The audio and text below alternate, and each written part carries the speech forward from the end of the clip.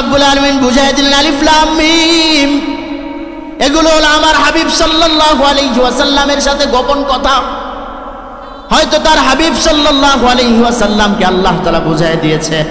এইজন্য কোরআনে কারীমের সূরা আলে ইমরানের মধ্যে আল্লাহ রাব্বুল আলামিন বলেন, হুয়াল্লাযী আনজালা আলাইকাল কিতাবা মিনহু আয়াতুম মুহকামাতুন হুন্না উম্মুল কিতাবি ওয়া উখরু মুতাশাবিহাত। তিনি মহান সত্তা, যিনি তোমার উপরে কিতাব নাজিল করেছেন। কিতাবটাকে দুই ভাগে আল্লাহ রাব্বুল আলামিন নাজিল করে দিয়েছেন। কয় ভাগে বলুন? আমাদেরকে বুঝতে হবে এটা। আল্লাহ রাব্বুল আলামিন বলেন হুন্না উম্মুল কিতাব, মুহকামাত কিছু আয়াত আছে যেগুলো হলো কিতাবের মূল এবং তোমাদের বোঝার বিষয়। এগুলো তোমাদের আমলীয় এবং করণীয়। এগুলো তোমরা বুঝবে, জানবে, তার উপর জীবন গড়বে, আমল করবে। আর কিছু উখরু মুতাশাবিহাত, কিছু আয়াত রয়েছে যেগুলো অস্পষ্ট, মুতাশাবিহাত, যেগুলো সম্পর্কে আল্লাহ কাউকে ধারণা দেন নাই। এখন কাজ কি? মুতাশাবিহাত আমাদেরকে তালাশ করা যাবে না? যাবে নাকি? আল্লাহ তাআলা কি বুঝিয়েছেন?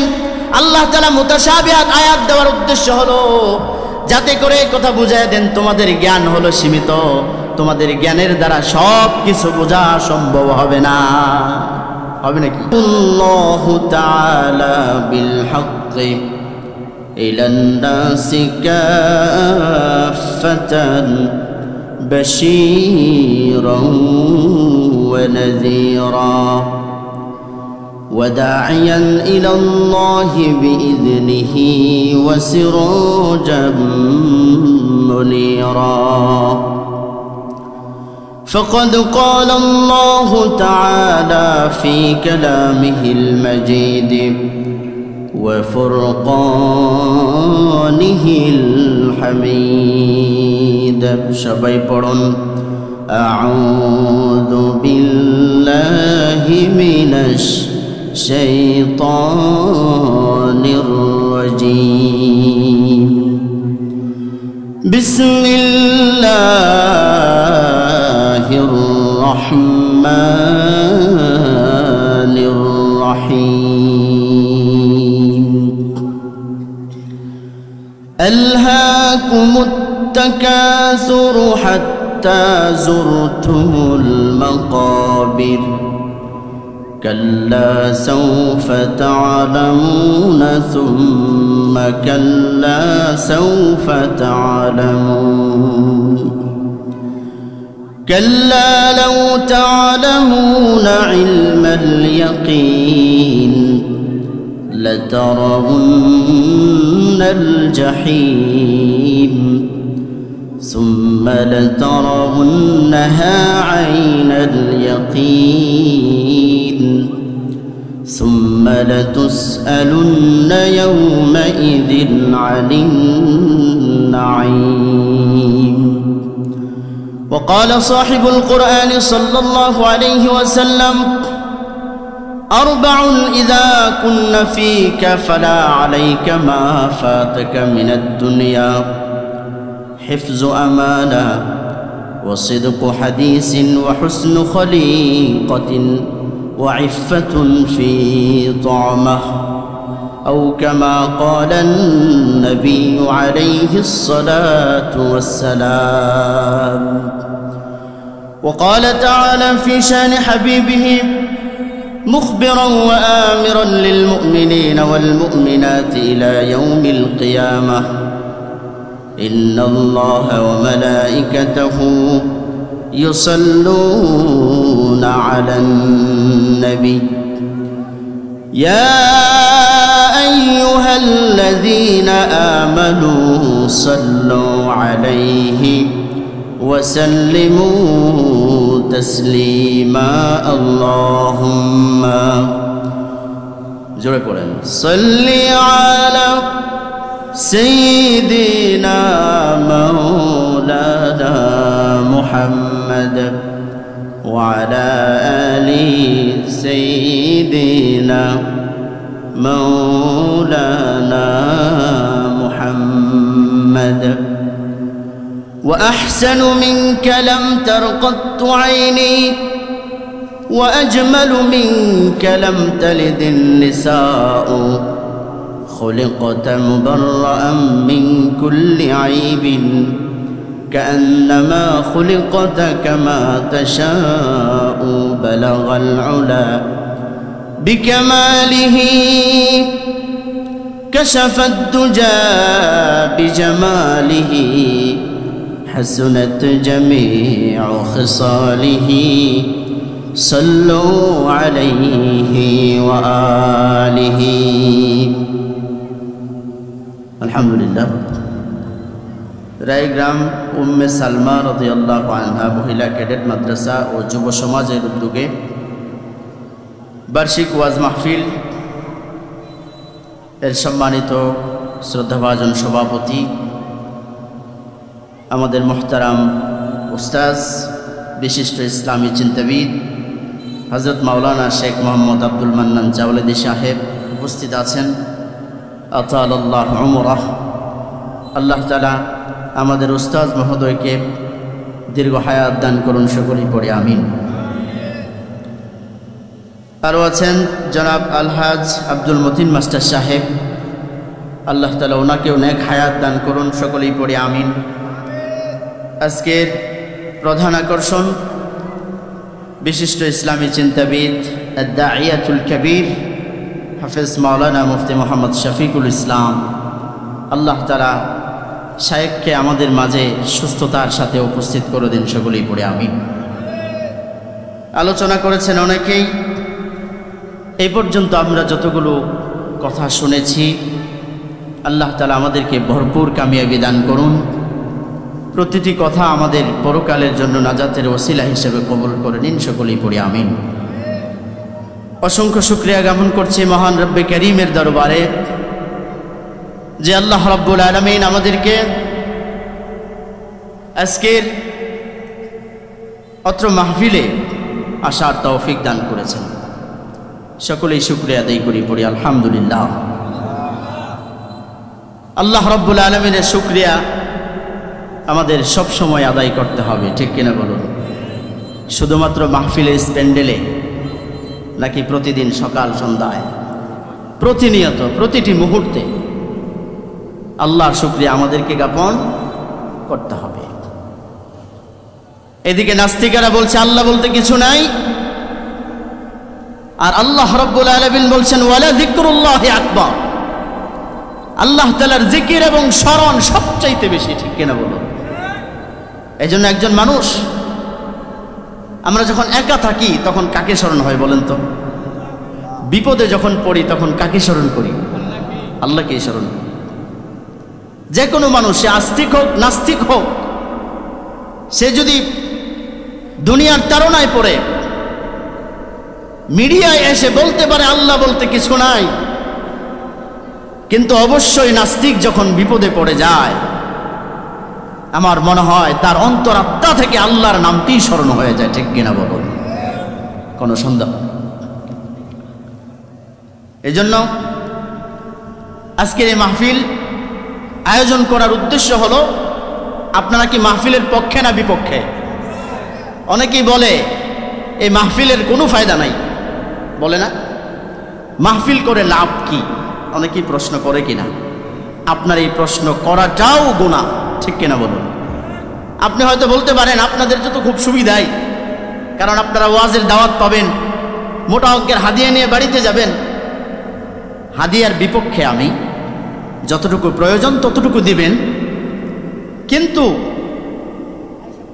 যেটা সমস্যা এটাকে বলতে হবে, তাই বলে ভালো কোনো কাজের বিরোধিতা করা যাবে না। যাবে নাকি? আমরা মনে করি দিন যত যাচ্ছে মসজিদ মাদ্রাসা তত বৃদ্ধি পাইতেছে। আমাদের কিছু খটকা, কিছু প্রশ্নের সমাধান প্রয়োজন, ঠিক কিনা বলুন? যদি ইসলামের উপর আপত্তি থাকে, কোরআন এবং আল্লাহর উপর, নবীর উপর আপত্তি থাকে, তাহলে ইমানের মধ্যেই সমস্যা হয়ে যাবে। আমরা হয়তো মনে করছি দিন দিন মাদ্রাসা বাড়ছে, মসজিদ বাড়ছে, এগুলো কিয়ামতের আলামত, ঠিক কিনা বলুন? অনেকেই বলে বেড়ায়। আচ্ছা বলুন তো, সমাজে যেই পরিমাণ লোকজন আছে ওই অনুযায়ী কি মসজিদ বাড়া দরকার না? মাদ্রাসা বাড়া দরকার না? হ্যাঁ, নতুন নতুন মাদ্রাসা হওয়াতে প্রত্যেক মাদ্রাসায় কিছু না কিছু দিনপ্রিয় মানুষ তাদের কলিজার টুকরা সন্তানদেরকে ভর্তি করিয়ে দ্বীনের শিক্ষা দেন, ঠিক কিনা বলুন? এক মাদ্রাসায় সব ছাত্র যায় না, এই জন্য মাদ্রাসা যতই হোক কোনো মাদ্রাসার বিরোধিতা করা যাবে না। সব মাদ্রাসা আমার আপনার মাদ্রাসা, ঠিক কিনা বলুন? সবগুলোর উদ্দেশ্য ভালো, এখানে কোনো গুনার কাজ শিক্ষা দেওয়ার ইচ্ছা কারো নাই। এখন আপনারা বলতে পারেন প্রতিযোগিতা লেগে গেছে, ওয়াসারিউ ফিল খায়রাত, আল্লাহ বলেছেন কল্যাণের কাজে প্রতিযোগিতা করো, মাদ্রাসা করো, পড়ালেখার মান বাড়াও, দ্বীনি কাজের প্রতিযোগিতায় লেগে যাও, কোনো অসুবিধা নাই। একটা মাদ্রাসা পড়ে আছে, ওখানের মান নাও হইতে পারে, কি পড়ায় না পড়ায় কোনো যাচাই বাছাই আমরা করতে পারি না। পাশেই যখন আরেকটা মাদ্রাসা প্রতিষ্ঠিত হয়ে যায় তখন দুই মাদ্রাসায় কি হয়, প্রতিযোগিতা হয় কিনা? এজন্য মাদ্রাসা পরিচালকদের কাছে আমার সবিনয় অনুরোধ থাকবে, আপনারা পরস্পর এক পরিচালক আরেক পরিচালকের সাথে হিংসা করবেন না, বরঞ্চ তাকে সহানুভূতি করবেন। আপনি মনে করবেন যদি নতুন কোনো প্রতিষ্ঠান হয় আপনার প্রতিষ্ঠানের জন্য সেটা হুমকি নয়, বরঞ্চ আপনার প্রতিষ্ঠানের জন্য সহযোগী, ঠিক কিনা বলুন? অন্ধকার না থাকলে আলো বোঝা যায় না। যাই হোক, এই জন্য মসজিদ মাদ্রাসা এগুলো বৃদ্ধি পাওয়া কিয়ামতের লক্ষণ না, বরঞ্চ এটা বাস্তবতা। রাসূল বলেছেন কিয়ামতের আগে মসজিদ মাদ্রাসা বৃদ্ধি পাবে, মানে জনসংখ্যাও বাড়বে, ঠিক কিনা বলুন? মানুষও বাড়বে। আমাদের কাজ, কিয়ামতের আলামত প্রকাশিত হয়ে গেছে তাই বলে কি আমল বন্ধ করে দিবেন? নাকি আল্লাহ যতদিন জীবন দিয়েছেন ততদিন আমাদেরকে আমল করা লাগবে, ইমানের উপর অটল অবিচল আমাদেরকে থাকা লাগবে, ঠিক কিনা? মুহতারাম হাজিরিন, আমি আজকে আপনাদের সম্মুখে দুটি বিষয়কে সামনে রেখে কথা বলবো। এটি হলো আমাদের মূল পুঁজি, ঠিক কিনা বলুন? এক নাম্বার আল কোরআনুল কারীম, দুই নাম্বার ওয়াস সুন্নাতুন নববিয়্যাহ। নবী করিম সাল্লাল্লাহু আলাইহি ওয়াসাল্লাম ইরশাদ করেছেন, তারাকতু ফীকুম আমরাইন লান তাদিল্লু মা তামাসসাকতুম বিহিমা, কিতাবাল্লাহি ওয়া সুন্নাত রাসূলি। ও আমার উম্মতেরা, আমি তোমাদেরকে দুটি বিষয় তোমাদের মাঝে রেখে যাচ্ছি, যতদিন পর্যন্ত এই দুইটা জিনিসকে তোমরা আঁকড়ে ধরবা ততদিন তোমরা পথ হারা হবে না, তোমরা হিদায়াতের উপর অটল অবিচল থাকবে। সুবহানাল্লাহ পড়ো। এই জন্য আমাদের সমস্ত কিছুর মূল পুঁজি হচ্ছে কোরআন এবং হাদিস, ঠিক কিনা বলো? মুহতারাম হাজিরিন, আজ থেকে প্রায় 1500 বছর পূর্বে আল্লাহ রাব্বুল আলামিন তার প্রিয় হাবিব সাল্লাল্লাহু আলাইহি ওয়াসাল্লামের উপরে কোরআন নাজিল করে দিয়েছেন। আল্লাহ রাব্বুল আলামিন কেন কোরআনটাকে নাজিল করেছেন এটা জানার দায়িত্ব আমার আপনার, ঠিক কিনা বলুন? নাকি শুধুমাত্র মসজিদের ইমামের, মাদ্রাসার শিক্ষকের, নাকি শুধুমাত্র মাদ্রাসার ছাত্রদের দায়িত্ব? বরঞ্চ আমাদের প্রত্যেকের দায়িত্ব কোরআন কেন নাজিল হলো এটা বোঝা, ঠিক কিনা বলুন? আল্লাহ রাব্বুল আলামিন বলেন, وأنزلنا إليك الكتاب لتخرج الناس من الظلمات إلى النور। ওগো নবী মুহাম্মদ, আমি আমার পক্ষ থেকে লৌহে মাহফুজ থেকে আমার 104খানা কিতাব নাজিল করেছি, আর আপনার উপরে যেই কিতাব নাজিল করেছি তার নাম হলো আল কোরআন আল কারীম। এটাকে আমি কেন নাজিল করলাম? যাতে করে আপনি মানুষদেরকে অন্ধকারের পথ থেকে আলোর পথে বের করে নিয়ে আসতে পারেন। আপনারা লক্ষ্য করে দেখুন, নবী করিম সাল্লাল্লাহু আলাইহি ওয়াসাল্লাম যে যুগে দুনিয়ায় এসেছিলেন ওই যুগের মানুষগুলোর ভিতরে জাহালাত ছিল, বর্বরতা ছিল, মানুষের মধ্যে কোনো মনুষ্যত্ব ছিল না, কোনো ঈমান বিশ্বাস বলতে কিছু ছিল না। মানুষগুলো পশুর চাইতেও নিকৃষ্ট পরিণত হয়ে গিয়েছিল। আল্লাহ রাব্বুল আলামিন হেরা গুহার মধ্যে প্রিয় হাবিব সাল্লাল্লাহু আলাইহি ওয়াসাল্লামের উপরে কোরআনটাকে নাজিল করে দিয়ে সেই অমানুষ হওয়া মানুষগুলোকে আল্লাহ রাব্বুল আলামিন সবচাইতে শ্রেষ্ঠ মানুষ বানিয়ে দিয়েছিলেন, ঠিক কিনা বলো? এই কোরআন হলো শ্রেষ্ঠ কিতাব। ওয়া ইন্নাহু লাতানজিলু রাব্বিল আলামিন নাযালা বিহির রূহুল আমিন আলা কলবিকা লিতাকুনা মিনাল মুনজিরিন। আল্লাহ রাব্বুল আলামিন বলেছেন এটা বানানো কোনো কিতাব নয়, এটা আল্লাহ তাআলার পক্ষ থেকে নাজিল করা কোরআন। আমি আপনার উপরে নাজিল করেছি আপনার হৃদয়ে, যাতে করে আপনি আপনার উম্মতকে লিতাকুনা মিনাল মুনজিরিন সতর্ক করতে পারেন, কিয়ামত পর্যন্ত তাদেরকে নসিহা করতে পারেন, তাদেরকে উপদেশ দিয়ে যেতে পারেন, তারা যেন তারা পুরো জীবনের পাথেয় এই কোরআনের মধ্যে পেয়ে যায়। ঠিক কিনা বলো? এই জন্য মুহতারাম হাজিরিন, কোরআন আমাদেরকে ধারণ করা লাগবে। কোরআন পড়লে লাভ আছে না নাই? একদল মানুষ বলে যারা কোরআন বুঝে পড়ে না তাদের কোনো ফায়দা নাই, তাদের কোনো সওয়াব হয় না। নবী করিম সাল্লাল্লাহু আলাইহি ওয়াসাল্লাম বলেছেন, কোনো ব্যক্তি যদি কোরআনের একটি হরফ তেলাওয়াত করে, আল্লাহ রাব্বুল আলামিন তার আমলনামায় কম পক্ষে 10টি করে নেকি দান করেন। নবী করিম সাল্লাল্লাহু আলাইহি ওয়াসাল্লাম এই হাদিসের অংশের মধ্যে উদাহরণ যেটা দিয়েছেন আলিফ লাম মিম, কোন ব্যক্তি যদি আলিফ লাম মিম এই তেলাওয়াত করে, এই শব্দ 3টি তেলাওয়াত করে, এই হরফ 3টি তেলাওয়াত করে, নবীজি বলেন লা আকুলু আলিফ লাম মিম হারফুন, আমি 3টাকে একটা হরফ বলি না, বরঞ্চ আলিফ একটা হরফ, লাম একটা হরফ, মিম একটা হরফ। এই 3টি হরফ যদি শুধুমাত্র আলিফ লাম মিম কেউ যদি উচ্চারণ করে, আল্লাহ রাব্বুল আলামিন সাথে সাথে তার আমলনামায় 10টি সওয়াব দান করে দেন। প্রতি হরফে 10টি, 3 হরফে 30টা নাকি আল্লাহ তাআলা দান করেন।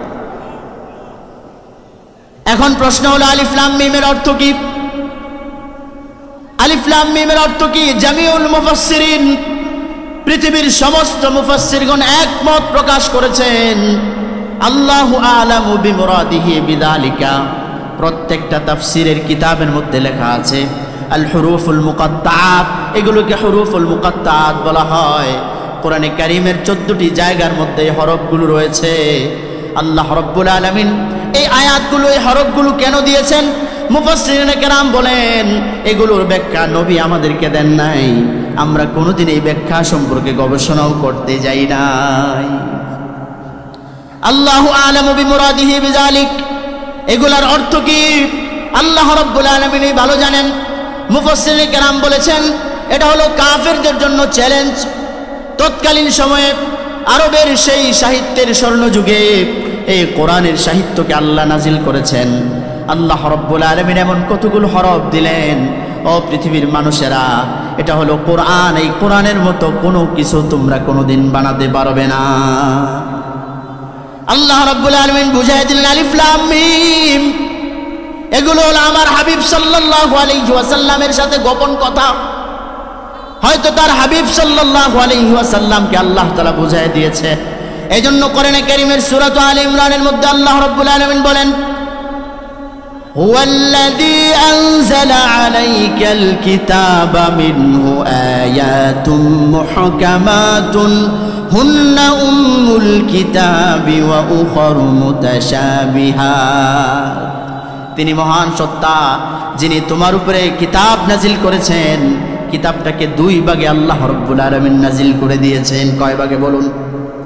আমাদেরকে বুঝতে হবে এটা। আল্লাহ রাব্বুল আলামিন বলেন হুন্না উম্মুল কিতাব, মুহকামাত কিছু আয়াত আছে যেগুলো হলো কিতাবের মূল এবং তোমাদের বোঝার বিষয়। এগুলো তোমাদের আমলীয় এবং করণীয়, এগুলো তোমরা বুঝবে, জানবে, তার উপর জীবন গড়বে, আমল করবে। আর কিছু উখরু মুতাশাবিহাত, কিছু আয়াত রয়েছে যেগুলো অস্পষ্ট, মুতাশাবিহাত, যেগুলো সম্পর্কে আল্লাহ কাউকে ধারণা দেন নাই। এখন কাজ কি? মুতাশাবিহাত আমাদেরকে তালাশ করা যাবে না? যাবে নাকি? আল্লাহ তাআলা কি বুঝিয়েছেন? আল্লাহ তাআলা মুতাশাবিহাত আয়াত দেওয়ার উদ্দেশ্য হলো যাতে করে কথা বুঝায় দেন তোমাদের জ্ঞান হলো সীমিত, তোমাদের জ্ঞানের দ্বারা সব কিছু বোঝা সম্ভব হবে না। হবে নাকি? তোমাদের জ্ঞান হলো সীমিত। আমি যতটুকু জ্ঞান তোমাদেরকে দিয়েছি দুনিয়া চলার জন্য জ্ঞান দিয়েছি। এই জ্ঞান পেয়ে আল্লাহর সাথে চ্যালেঞ্জ করতে যেও না, আল্লাহকে ভুলে যেতে যেও না, দুনিয়ার নীতি আবিষ্কার করে তাকে বাস্তবায়ন করতে যেও না। বরঞ্চ আমি যতটুকু বুঝিয়েছি ততটুকু তোমরা বোঝো এবং মানো। ফাম্মাল্লাযীনা ফী কুলুবিহিম যায়গুন, এরপরে আল্লাহ রাব্বুল আলামিন বলেন যাদের অন্তরের ভিতরে বক্রতা আছে, হেদায়েত থেকে যারা বঞ্চিত, যারা গোমরাহ, যারা পথহারা, এই সমস্ত আউল বাউল ফাউলেরা বিভিন্ন মোড়ে মোড়ে বিভিন্ন টিভির মধ্যে বাউল গান বাজায় কিনা, ঠিক কিনা বলেন? এই বাউলেরা বিভিন্ন তথ্য দেয়, বলে কালাম হলো 90,000, কয় হাজার? আল্লাহ দিয়েছেন মাত্র 30,000, 60,000 গোপন রয়ে গেছে, যেগুলো আলেমেরা জানে না। পড়েন নাউজুবিল্লাহ। কারা জানে? এই বন্ড বেনামাজি বাউলেরা জানে। কি বলেন? এই সমস্ত বাউলগুলো দিয়ে আগে সংসদ পরিচালনা করা হয়েছে। নাউজুবিল্লাহ পড়ে, নাউজুবিল্লাহ পড়ে। আল্লাহ তাআলা বলেছেন ফাআম্মাল্লাযীনা ফি কুলুবিহিম যায়গ, যাদের অন্তরের ভিতরে বক্রতা আছে, হেদায়েতের ইচ্ছা যার নাই, শয়তানের এজেন্ডা বাস্তবায়ন যারা করে, ইবলিসকে যারা লিডার মানে, ওই সমস্ত মানুষেরা ফায়াত্তাবিউনা মা তাশাবাহা মিনহু ইবতিগা আল ফিতনাতি ওয়া ইবতিগা তা'ওয়িলি।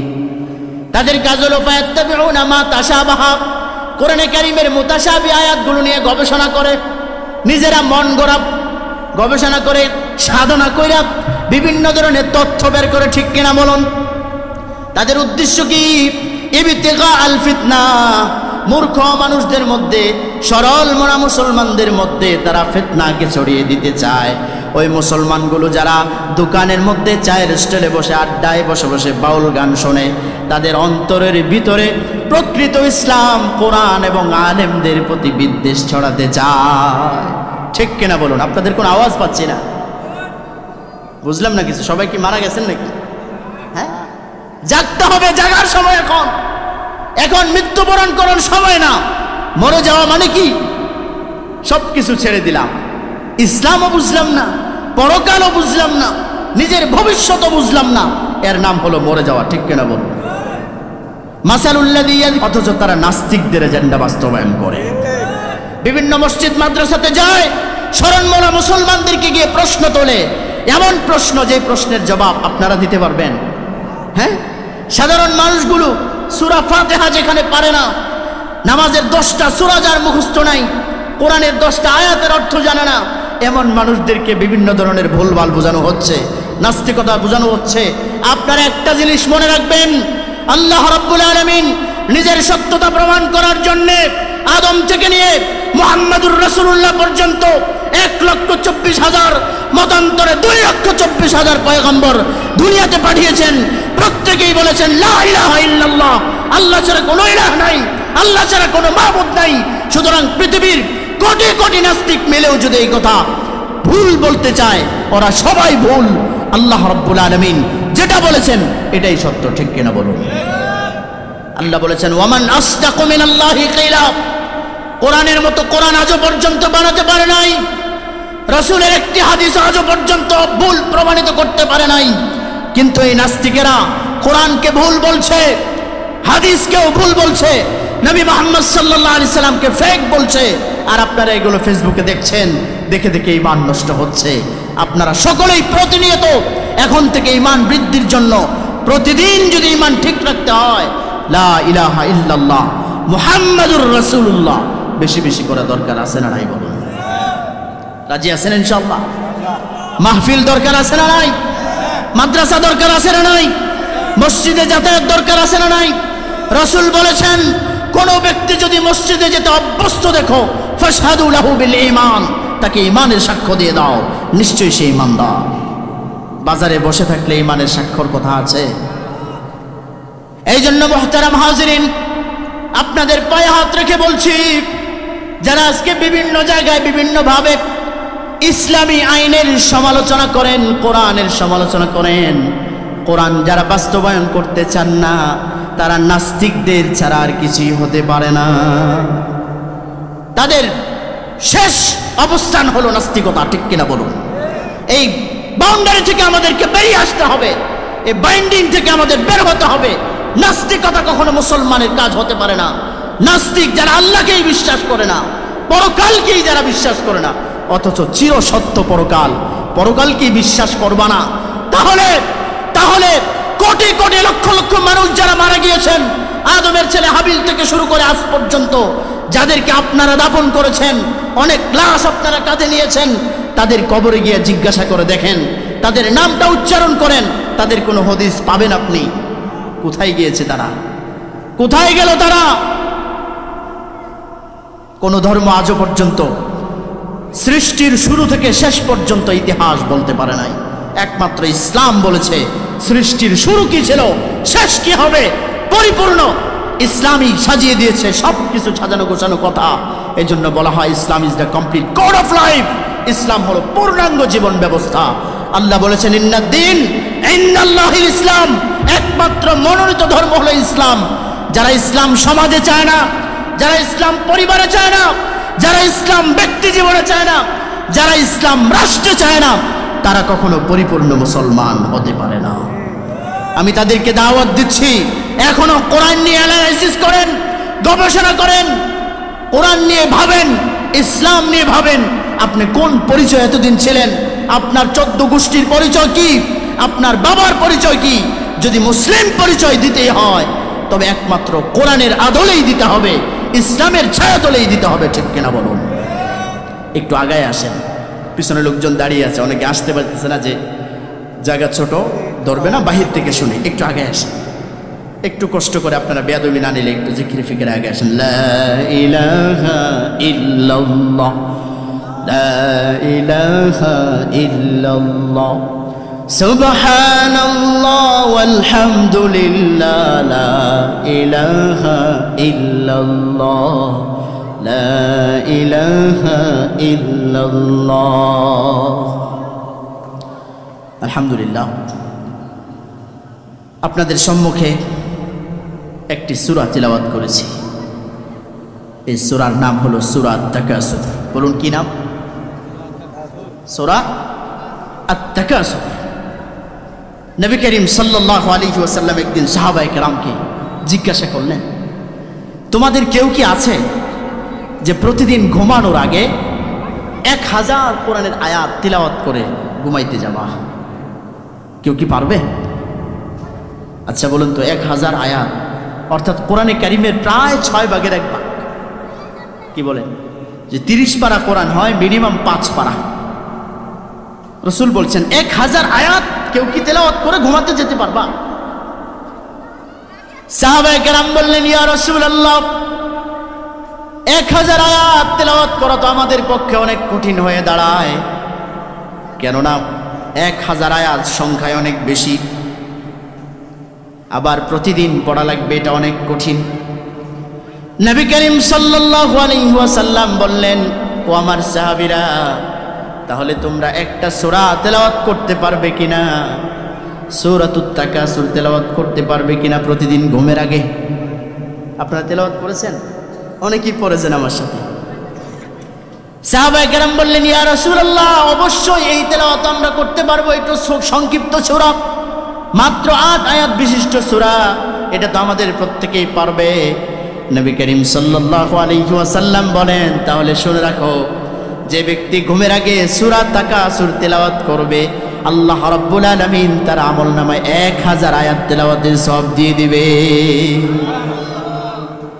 পড়বেন তো ইনশাআল্লাহ? অনেকে সূরা তাকাসুর চিনে না, বলবে এটা কোথায় খুঁজে পাবো? এত বড় কোরআনের মাঝে 30 নম্বর পারা, আল কোরআনুল কারীমের 102 নম্বর সূরা। 100 অনেক মুরব্বীদের মুখস্থ আছে, বিশেষ করে যারা দাওয়াত ও তাবলীগের মেহনতের সাথে আছেন, ওনারাও আছেন। যারা ব্যক্তিগত জীবনে ইসলাম চর্চা করেন, অনেকেই মুখস্থ করেন। আজকে খুব ভালো লাগলো, লাইব্রেরিতে গেলাম, যাই দেখি এক মহিলা কোরআন খুঁজছে। ভাই কোরআন আছে? আছে। একটা কোরআন বের করে নিয়ে আসছে, যেটার অর্থ লেখা নেই। বলছেন অর্থ সহ কোরআন দেন। মাশাআল্লাহ বলবেন না? মারহাবা। অর্থ সহ কোরআন চাচ্ছেন, মানে আল্লাহ আমাকে কি বলতে চাচ্ছেন, আল্লাহ আমাদেরকে কি মেসেজ দিয়েছেন, এই মেসেজগুলো আমাদের জানা দরকার আছে না নাই? কোরআন যত শুনবো তত জীবন পরিবর্তন করে দিবেন কে? জোরে বলুন না আল্লাহু আকবার। তো নবী করিম সাল্লাল্লাহু আলাইহি ওয়াসাল্লাম বললেন, আল কোরআনুল কারীমের 102 নম্বর সূরা, সূরা তাকাসুর, যে ব্যক্তি ঘুমের আগে তেলাওয়াত করে বিছানায় যাবে, 1000 আয়াত তেলাওয়াতের আমল সওয়াব নিয়ে ওই ব্যক্তি ঘুমায় গেল। চিন্তা করেন তো, তার মৃত্যুটা যদি হয়ে যায় তাহলে কি অবশ্যই ইমানে মৃত্যু না? কি বলেন আপনারা? এই জন্য এই আয়াতগুলো আমরা তেলাওয়াত করব। আল্লাহ রাব্বুল আলামিন কোরআনুল কারীমের 102 নম্বর সূরা, সূরাতুত তাকাসুর নাজিল করে দিয়েছেন। একটা ঘটনাকে কেন্দ্র করে, যেই ঘটনাকে কেন্দ্র করে আল্লাহ নাজিল করেছেন ওটাকে শানে নুজুল বলা হয়। কি বলা হয়? কোরআনে কারীমের অনেকগুলো আয়াত নাজিল হয়েছে, প্রায় সবগুলো আয়াতের শানে নুজুল ছিল, ভিন্ন ভিন্ন প্রেক্ষাপট ছিল। এক একটা প্রেক্ষাপটকে কেন্দ্র করে আল্লাহ রাব্বুল আলামিন কোরআনটাকে নাজিল করেছেন দীর্ঘ 23 বছরে। কত দিনে বলুন? একদিন দুই দিনে? দীর্ঘ 23 বছর জিন্দিগিতে যখন যে আয়াতের প্রয়োজন দেখা দিয়েছে, আল্লাহ রাব্বুল আলামিন সেই আয়াতগুলো নাজিল করে দিয়েছে। আনসারী সাহাবীদের দুই দল পরস্পর অর্থ সম্পদ এবং বংশের গর্ব নিয়ে বাগবিতণ্ডায় লিপ্ত। একদল বলে আমাদের অর্থ সম্পদ বেশি, আমাদের বংশের লোকেরা অনেক ধনী ছিল, বীর বাহাদুর ছিল। আরেক দল বলে বীর বাহাদুরের সংখ্যা, অর্থ সম্পদের সংখ্যা আমাদের বংশের মধ্যে বেশি। এমনকি দুই দল বাগবিতণ্ডা করতে করতে, নিজেদের আত্মগর্ব প্রকাশ করতে করতে তারা গোরস্থানের মধ্যে হাজির হয়ে গেছে। কোথায়? গোরস্থানে হাজির হয়ে বলছে, ও ভাই, ওই যে দেখো অমুকের কবর দেখা যায়, উনি আমাদের বংশের লোক ছিলেন, তিনি অনেক বড় বীর বাহাদুর ছিলেন। ওই যে কবর দেখা যায়, তিনি আমাদের বংশের লোক ছিলেন, তার অর্থ সম্পদ অনেক বেশি ছিল। এই কথা বলতে বলতে দোনো দল তাদের কবরস্থানে গিয়ে নিজেদের পূর্বপুরুষদেরকে কবর দেখিয়ে দেখিয়ে ইশারা করছিল। আল্লাহ রাব্বুল আলামিন জিবরাইল আলাইহিস সালামকে পাঠিয়ে দিলেন, ও জিবরাইল, আমার হাবিবকে বলে দেন তার সাহাবীরা, হাবিবের সাহাবীরা যেই কর্মকাণ্ডের মধ্যে লিপ্ত, এটা আল্লাহ তাআলার কাছে মোটেও পছন্দ হয় নাই। কারণ অহংকার, আত্মগর্ব কাকে মানায়? বলুন না কার? ওয়ালাহুল কিবরিয়াউ ফিস সামাওয়াতি ওয়াল আরদ ওয়া হুয়াল আজিজুল হাকীম। আকাশ জমিনে একমাত্র অহংকারের মালিক হলেন আল্লাহ। কেননা তিনি মালিকুল হক, তিনি সব কিছুকে সৃষ্টি করেছেন, অস্তিত্বহীনতা থেকে অস্তিত্ব দান করেছেন। ঠিক কিনা বলুন? এই জন্য নবী করিম সাল্লাল্লাহু আলাইহি ওয়াসাল্লামের কাছে জিবরাইল আলাইহিস সালাম সূরা তাকাসুরের 8টি আয়াত নিয়ে আসলেন। ইয়া রাসূলুল্লাহ, আপনার সাহাবীদেরকে এগুলো শোনায় দেন। আল্লাকুমুত তাকাসুর, অর্থের প্রাচুর্য, সম্পদের প্রাচুর্য, গর্ব, অহংকার, আত্মঅহমিকা তোমাদেরকে হাত্তা জুরতুমুল মাকাবির, কবর পর্যন্ত পৌঁছে দিয়েছে। তোমরা এত পরিমাণে অর্থ প্রাচুর্যের মধ্যে লিপ্ত, অর্থ প্রাচুর্য তোমাদেরকে কবর পর্যন্ত পৌঁছে দিয়েছে। আল্লাহ রাব্বুল আলামিন যদিও এই 8টি আয়াত একটা ঘটনাকে কেন্দ্র করে নাজিল করেছেন, কিন্তু এই ঘটনার মূল উদ্দেশ্য হলো শুধুমাত্র সাহাবায়ে কেরাম নাকি তখন থেকে নিয়ে কিয়ামত পর্যন্ত যত উম্মাহ আসবেন সমস্ত আনেওয়ালা উম্মতকে আল্লাহ বলে দিয়েছেন। ঠিক কিনা বলুন? আল্লাহ তাআলা বুঝাইয়া দিলেন, আল্লাকুমুত তাকাসুর, দুনিয়ার প্রাচুর্যতা, অর্থ সম্পদের মোহ, অর্থ সম্পদের মায়া আর ভালোবাসা তোমাদেরকে এমন ভাবে গ্রাস করে নিয়েছে, এমন ভাবে আচ্ছন্ন করেছে, তোমরা কবর পথের যাত্রী হয়ে যাচ্ছ, কিন্তু সে মোহ মায়া থেকে তোমরা সরে দাঁড়াচ্ছ না। এই কারণে তোমরা আল্লাহকে ভুলে যাচ্ছ।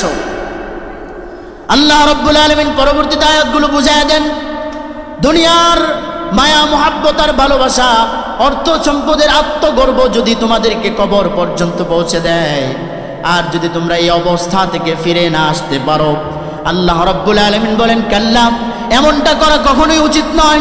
সাউফা তা'লামুন, মৃত্যুর বরণ করো, চোখটা বন্ধ হোক তোমার, তখন তুমি দেখতে পারবে তুমি কি ক্ষতির মধ্যে রয়েছো, কি ক্ষতি তুমি করলা। আল্লাহ তাআলা আবারও বলছেন, সুম্মা কাল্লা সাউফা তা'লামুন, বিষয়টাকে সহজভাবে দেখো না, বরঞ্চ তোমাদের এই দুনিয়ার মোহ আর ভালোবাসা, লোভ লালসা যদি ফিরে না আসতে পারো, মৃত্যুর পরে অবশ্যই জানতে পারবে তার কি ক্ষতি হয়েছে। ঠিক কিনা বলুন? আল্লাহ রাব্বুল আলামিন সূরাতুল মুনাফিকুনের এক জায়গায় বলেন, ইয়া আইয়ুহাল্লাযীনা আমানু লা তুলহিকুম আমওয়ালুকুম ওয়ালা আওলাদুকুম আন যিকরিল্লাহ ওয়া মান ইয়াফআল যালিকা ফাউলাইকা হুমুল খাসিরুন। হে ঈমানওয়ালারা, যেই সমস্ত মানুষ কাফের তাদের প্রতি আল্লাহর কোনো দয়া নাই আছে নাকি? আল্লাহ শুধুমাত্র দুনিয়ার নিজাম হিসাবে তাদেরকে দুনিয়ায় রেখেছেন, তাদের জন্য বৃষ্টি নাজিল করেন, জমিনকে বলে দিয়েছেন ফসল দাও, কারণ আমি হলাম রহমান। আমি যেহেতু রহমান, এই জন্য কাফের হোক, বেঈমান হোক, নাস্তিক হোক, আস্তিক হোক, সকলকে আমার নিয়ামত দিতে হবে, ঠিক কিনা বলুন?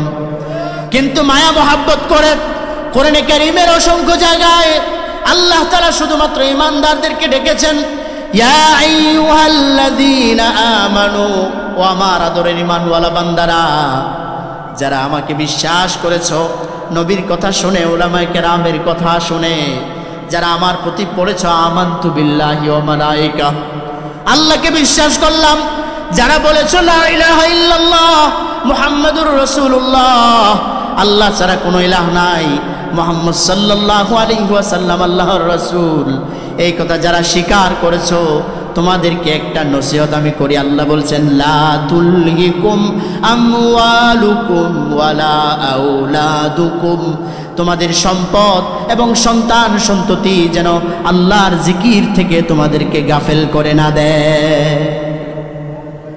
যদি আল্লাহর জিকির থেকে তোমাদেরকে সম্পদের কারণে গাফেল হতে হয়, সন্তানের কারণে যদি আল্লাহর স্মরণকে তোমরা ভুলে যাও, আল্লাহ বলছেন ওয়া মাইয়া ফাল যালিকা ফাউলাইকা হুমুল খাসিরুন, যারা এমনটা করবে, আল্লাহর জিকির থেকে দূরে সরা যাবে, সন্তানের কারণে, সম্পদের কারণে, তারা হবে ক্ষতিগ্রস্ত, তারা হবে জাহান্নামী।